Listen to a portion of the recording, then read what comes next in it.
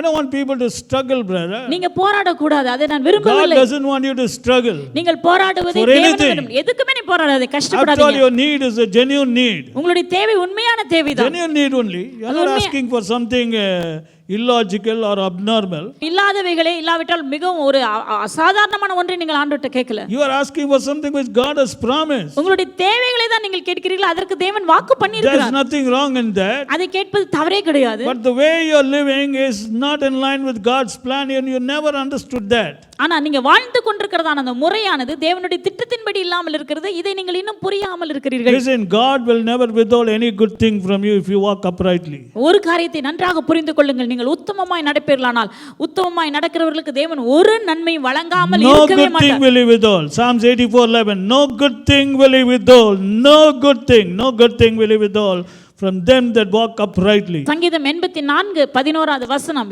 எந்த ஒரு நன்மை என்றால் எந்த ஒரு நன்மையும் தேவன் உத்தமமாய் நடக்கிறவர்களுக்கு கொடுக்காமல் இருக்கவே மாட்டார். See, the point is only for those who walk uprightly. அந்த நாம் அறிய வேண்டிய காரியம் உத்தமமாய் நடக்கிறவர்களுக்கு. And the meaning of walking uprightly in the New Testament is you have to allow the word of Christ to dwell inside you richly, otherwise you cannot walk uprightly. உத்தமமாய் நடக்கிறவர்கள் என்றால் இந்த புதிய ஏற்பாட்டின் காலத்தில் வாழ்கிறதான நமக்கு கிறிஸ்துவின் வசனம் நமக்குள்ளாக சம்பூர்ணமாக பூரணமாக வாசம் பண்ண இடம் கொடுக்க வேண்டும். Go and tell your friends this message.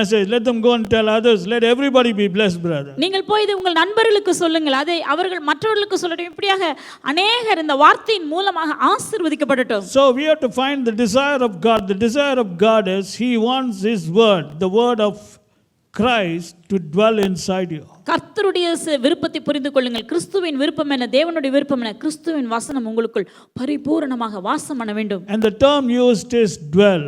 அந்த சொல்லப்பட்டவதான அந்த வார்த்தை வாசம் பண்ண வேண்டும். And not as a guest but as a real dweller. அது வந்து போகிறதான விருந்தாளியை போல கர்த்தருடைய வார்த்தை உங்க வாழ்க்கைக்குள்ளாக உங்கள் இருதயத்தில் இருக்க கூடாது. வாசம் பண்ண வேண்டும் என்றால் அங்கேயே தங்கி இருக்க வேண்டும். And the next thing which Paul is telling is how it should dwell. It should dwell in you richly. அதுவும் எப்படியாக இருக்க வேண்டும்? கொஞ்சமாக அல்ல, பூரணமாக. Richly means abundantly. அப்படியானால் பரிபூர்ணமாக என்று சொல்லும்போது அதிகமாக சம்பூர்ணமாக. The word should be very comfortable inside that house. கர்த்தருடைய வார்த்தையானது அந்த வீட்டுக்கு உங்களுடைய இருதயமாகி அந்த வீட்டுக்குள்ள சுகமாய் தங்கி இருக்க வேண்டும். That means you should keep on giving more room for that word. அப்படியானால் கர்த்தருடைய வார்த்தைக்கு இன்னும் அதிக இடம் கொடுங்கள். That's the meaning of rich.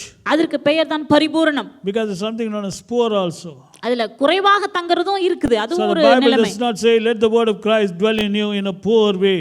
தேவனுடைய வசனம் உங்களுக்குள்ள கொஞ்சமாக தங்குவதற்கு இடம் கொடுங்கள். அப்படியே ஆண்டவருடைய வசனம் சொல்லவில்லை. But richly. பரிபூர்ணமாக. But richly. பரிபூர்ணமாக. Richly. பரிபூர்ணமாக.